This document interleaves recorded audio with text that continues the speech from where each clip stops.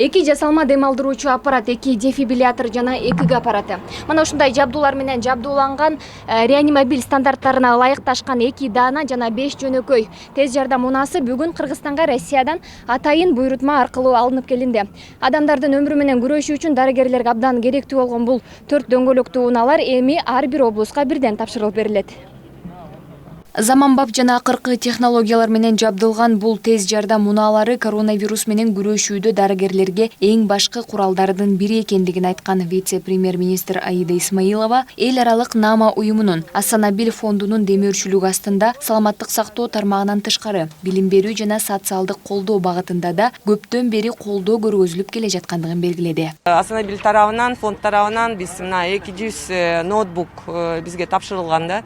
Анан мындан да сырткары муктаж болгон биздин жарандарыбызга ушул илдет менен күрөшүү убагында Асанабил фондунан чоң жардам көрсөтүлгөн.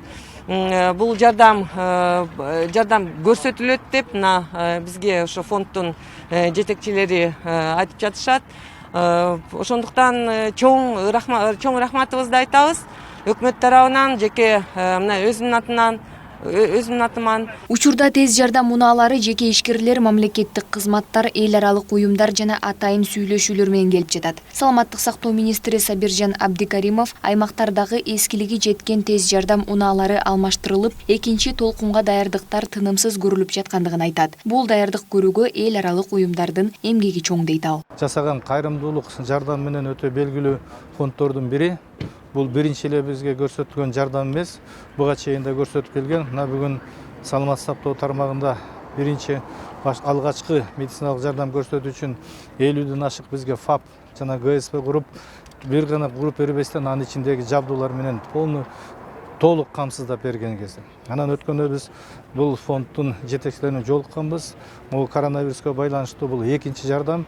Биринчи жардамда өздүк коргоочу костюмдарды, перчаткаларды, маскаларды жана 3 жасалма дем алдыруу ВВЛ 4 аппараттарын берген. Көптөн бери гуманитардык жардам көрсөтүп келе жаткан Асанабил фондунун президенти Саид Баюми жаңы келген тез жардам унаалары бузулуп же эскилиги жетсе алмаштырып, оңдоп түзөөдөн өткөрүүнү да өз мойнуна алганын айтат. Машина очень удобна на нашем районе, на горные места. Унаалар жапчаңы. Биз Кыргызстанга мындай биринчи тез жардам көргөзүү үчүн унааларды алуу үчүн Россия Федерациясынан атайын буйрутма бергенбиз. Мындай колдоо жардамдарды уланта беребиз. Унаалар абдан кымбат эмес. Колдонуудан чыккан учурда жаңылатуу, ордун толуктоо иштери алдыда сөзсүз жүрөт. Унаа медициналык шаймандар менен саламаттыкты сактоо министрлигинин стандартына ылайык жабдылган. Айзагам Чебекова, Жантай Макенов, Пирамида.